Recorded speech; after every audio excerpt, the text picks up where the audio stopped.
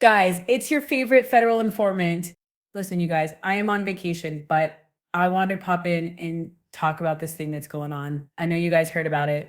A lot of people have questions. I wanted to come and address it. If you guys don't know, Diddy told the defense and the prosecution that he wants them both to turn in similar cases like Diddy's. Okay, and by similar, it means you got convicted of one or two things of the Mann Act and you had no criminal priors. Now, a lot of the Diddy goons, the Diddy idiots were like, ooh, did he gonna walk? He ain't even been doing jail time. To which I said, okay, stop, stop. Okay.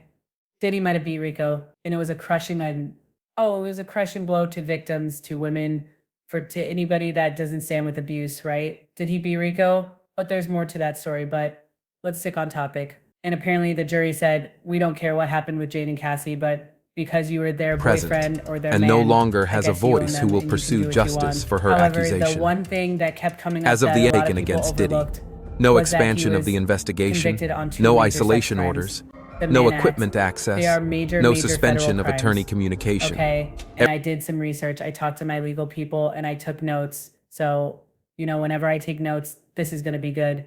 Okay. Now, what did the judge ask for? He asked for comparable case law or statistics on similar man convictions. Now, first of all, this request is not unusual, but it is never neutral. It usually signals one or two things. One, that the judge is exploring options to justify a lighter sentence or release, especially if they're asking about parole eligibility, probation, or sentencing ranges. Two, the judge is building a case for why Diddy should not get leniency. By establishing how others were treated in similar cases, they could argue that letting Diddy off lightly would be inconsistent or unjustified. So the big question, all right, I'm actually being texted like Tesa. So the big question is what context the judge asks us in. And the thing is, if we look at the Diddy case, this is where things get tricky. The judge has already denied bail and called Diddy violent. He read him to filth. The judge was not happy, okay, and said his community ties made him more dangerous. So it's going to be hard for Diddy to rebrand himself. The judge also has letters from multiple victims who explicitly said he's a threat and allegedly wielded violence as a means of control. Diddy has access money and potential leverage over witnesses, and the judges don't like to be made a fool of. And if Diddy walks and does something shady again, and I think he actually will do something shady again, it reflects directly on the court. And you guys listen, the verdict of the jury threw us for a loop. But the fact that the judge said all this in court, and deny bail, I mean, come on. I think we can put two together. This does not look like someone that's looking to cut Diddy a break. And him being able to walk straight with time served, baby, that's cutting Diddy a break. Okay, so why ask about the comparable Mann Act sentences? Okay, they said, listen, Tesa, there's three possible reasons. One, judicial cover. The judge might personally feel parole is risky, but is giving the appearance of objectivity by asking both sides for precedence. That way, no one can claim bias later. Now, he might be appealing his decision for when he sentences him. If Diddy's team appeals any eventual sentence, the judge can say, I reviewed the sentencing ranges and outcomes for similarly situated defendants under the Mann Act, and the sentence falls squarely within that range.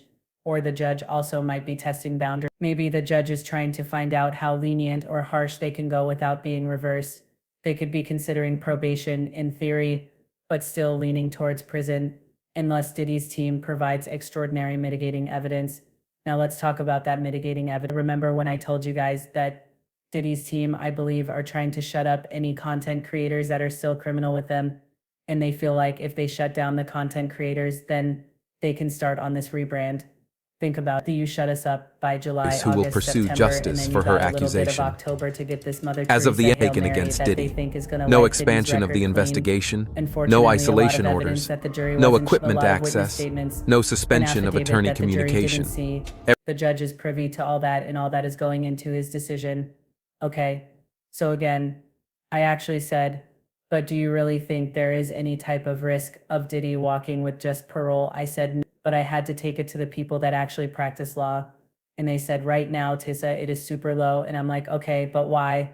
Because y'all also said it was super low, that he was going to beat the Rico charger. Well, that's not true. They said the Cassie charges were super low. They said, one, the Mann Act is a serious federal charge And even though it's sometimes used strategically in civil or hybrid cases, judges take it very seriously when paired with violence and pattern behavior. Judge Aaron, when he was asking for bail, said not only is he violent, but there is a pattern of violence, public sentiment. They also will take this. It's low because public sentiment and visibility are sky high, and the DOJ knows this is a credibility test. Again, remember Maureen Comey said this is chilling for victims. It will have a chilling effect. And if the judge already said Diddy is violent and a threat and denied bail, and then suddenly letting him walk would make the judge look wildly inconsistent unless new facts came to light. So what do we think about the judge? This is just my personal take. I think the judge is doing due diligence checking to see if there's any legal wiggle room. But based on prior comments, it sounds like this judge already sees Diddy as a danger, and it's just asking for case comparisons to legally reinforce whatever sentence he's already decided on. So unless Diddy pulls a legal rabbit off the hat, he's unlikely to walk with this parole. This request is probably more about sentencing justification than lenient. Okay, so here's the thing, right?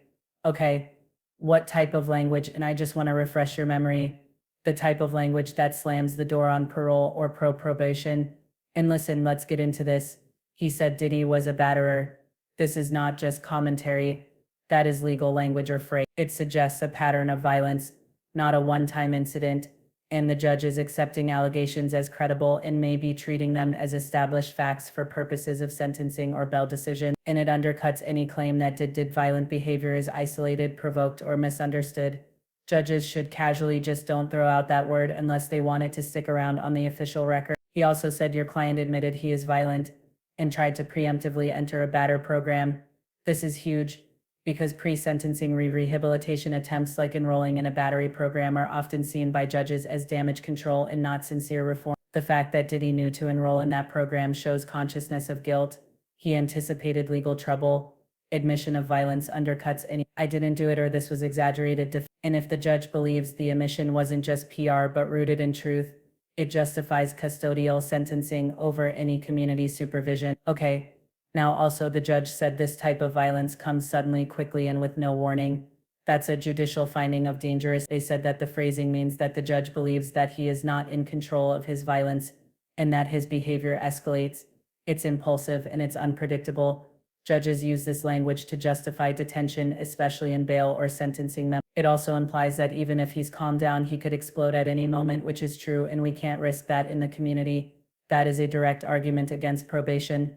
Now, when you hear all that, I have to ask you, does this sound like a judge that's gonna let Diddy? I mean, let's be serious. Even though I'm scared for the Diddy goons. What are they gonna do? Hold a visual, be standing outside with the boombox begging for him to be let out of jail. I can't wait to see this. They said so again.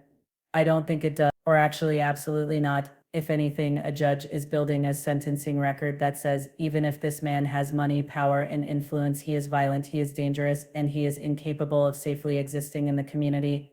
He tried to game the system with the batter program. He admitted what he did, and I'm not playing along. Again, these statements make it legally and politically almost impossible for the judge to grant parole without massive backlash or risk. If Diddy reoffends or contacts a victim after release, it's on the court. This isn't a judge looking for an excuse to show mercy. It's a judge locking in a narrative of violence, manipulation, and danger. Any future sentencing or probation denial can be backed by this exact language. So unless something drastic changes, probation or parole is extremely unlikely. You're watching a legal system slowly setting the foundation for a multi-year custodial sentence, or at the very, very least, strictly monitored. Okay. Strictly monitored, movements. Again, listen, at the end of the day, I don't know. It is what it is. We are expecting that Diddy will actually do some jail time. I don't think that the judge is actually going to take the time and go through all this and make all these notes just to let him out on the public. Now, did he really offend? That's a different subject. I 100% think thinks he will, but you never know. Maybe in Mark Agnafilio's loving arms, he has found a new version of himself, because we know that Mark is doing his best to uplift that man. Anyway, y'all let me know what you think in the comments. I'll talk to y'all later.